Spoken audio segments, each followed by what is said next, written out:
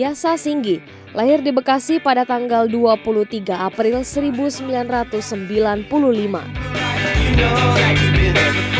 Ia adalah anak ketiga dari 3 bersaudara. Ia mengembangkan hasrat berwirausaha sejak ia SMA. Semula ia hanya menemukan kepuasan memperoleh hasil yang lumayan setelah berjualan. Namun lama-kelamaan, ia semakin menumbuhkan bakat wirausahanya hingga mengembangkan merek Men's Republic. Yasa Singgi ternyata binusian loh. Ia mengambil jurusan Marketing Communication di Binus University. Yuk simak wawancaranya untuk mengenal binusian ini lebih dalam lagi.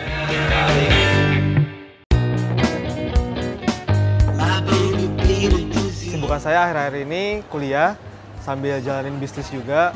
Kalau misalnya nggak ada kuliah, weekend juga biasanya saya ngisi-ngisi seminar juga di luar kota atau di Jabodetabek. Saya punya sebuah bisnis namanya Men's Republic. Men's Republic ini adalah sebuah brand fashion pria khusus anak muda dengan target market 17-25 tahun. Kita fokus di bisnis online dan juga kita masuk ke bazar-bazar tiap mall-mall besar di Jakarta. Men's Republic ini kurang lebih sudah berjalan hampir 2 tahun. Saya bangun sendiri, sekarang ini kita punya total kurang lebih ada 150 distributor di seluruh Indonesia. Terus juga ada 4 orang karyawan yang bantu kita di sini. Kurang lebih Men's Republic sekarang ini hampir ada di semua kota di Indonesia sudah ada. Kalau produknya juga sudah melanglang buana sampai ke Makau, Hong Kong juga sudah sampai sana juga. Sekarang ini saya kuliah di Binus, di Bina Nusantara University. Saya semester 4 Marketing Komunikasi, jurusannya fokusnya ambilnya ke Public Relation, ke PR. Kebetulan saya memang suka dengan dunia marketing dan komunikasi, jadi saya merasa apa yang saya pelajari di Binus ini, di Markom, tentunya banyak yang bisa saya manfaatkan, yang bisa saya aplikasikan di bisnis saya di Men's Republic.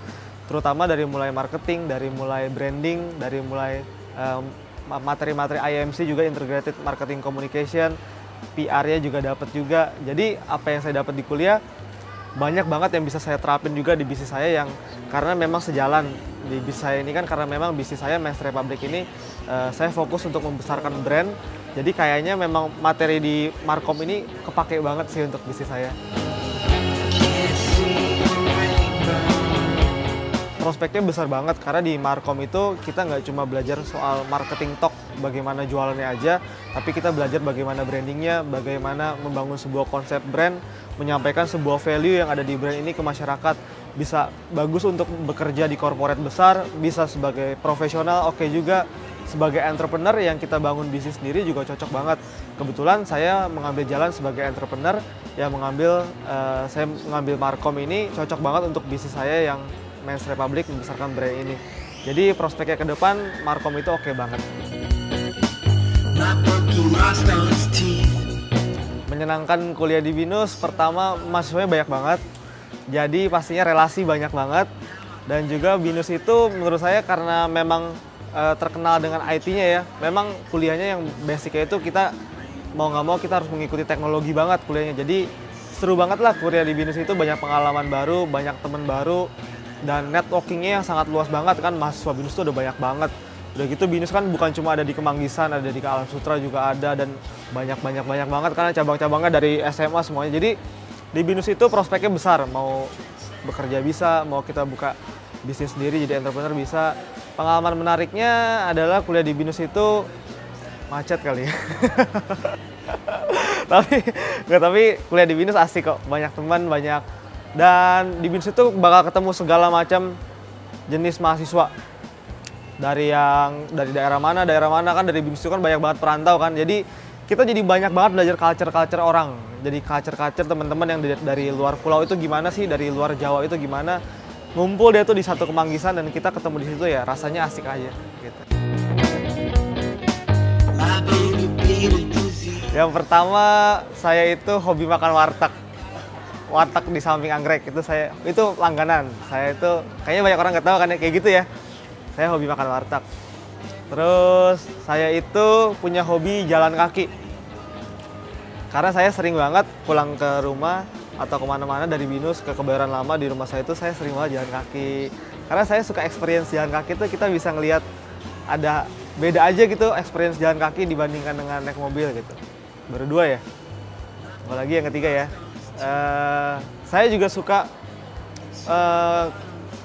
kemana-mana sendiri. Lebih suka kemana-mana sendiri. Jadi jomblo banget ya kayaknya. Nonton sendiri, makan sendiri gitu. Karena saya merasa kadang tuh kita terlalu sering di keramaian, perlu self talk ya, perlu komunikasi sama diri kita sendiri. Saya suka baca buku. Setiap hari itu saya punya kebiasaan minimal 1 jam harus baca buku. Gitu. Jadi saya itu tiap bulan punya budget tersendiri. Mungkin kalau ada orang yang tiap bulan budgetnya adalah belanja gitu, atau beli gadget baru. Kalau saya tiap bulan itu punya budget untuk beli buku. Jadi sangat hobi sekali baca buku.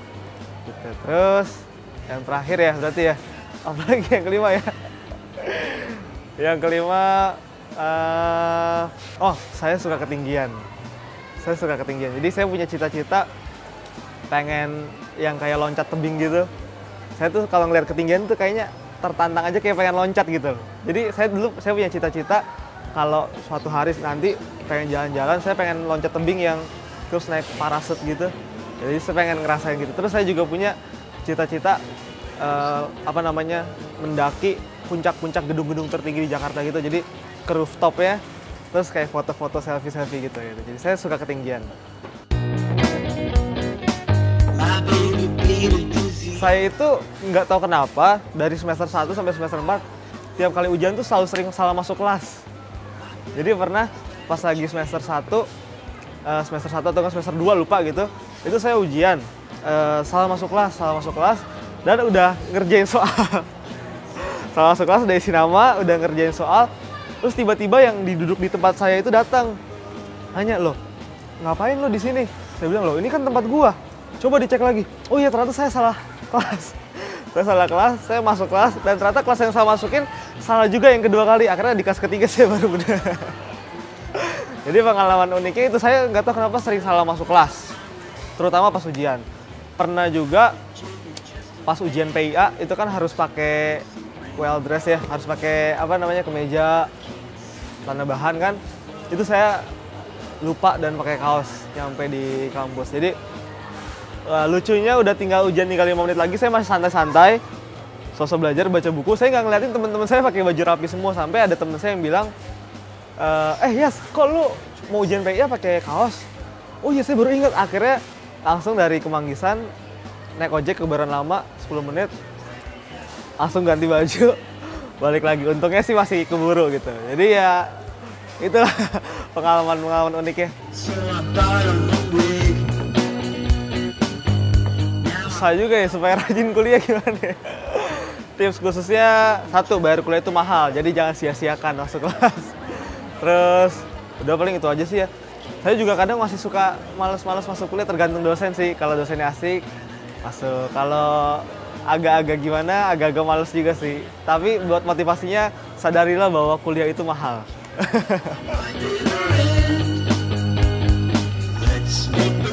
Rencana sih nggak kerja, rencana lulus kuliah tetap melanjutkan bisnis yang udah saya bangun dari SMA ini. Jadi nggak kepikiran untuk cari kerja sih, nggak kepikiran. Jadi rencananya habis lulus kuliah membesarkan bisnis ini, tapi rencana sih memang ada rencana mau ambil S2 juga gitu. Jadi habis lulus kuliah ambil S2 sambil membesarkan bisnis ini terus. Siapa tahu nanti ada anak Binusian yang bisa join juga ya kan, jadi karyawan di sini.